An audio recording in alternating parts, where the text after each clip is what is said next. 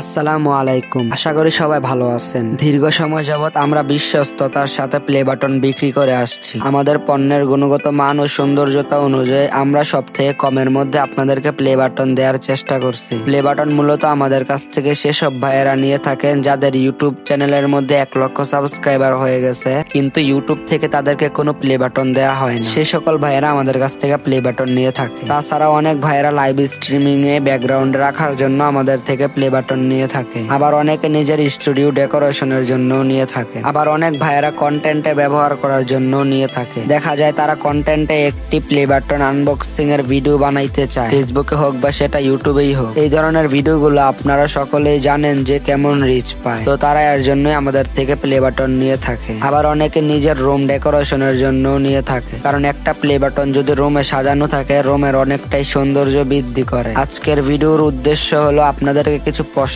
Clear করে বলা। প্রথম প্রশ্নটি হচ্ছে, প্লে বাটনে কি আমার নাম থাকবে?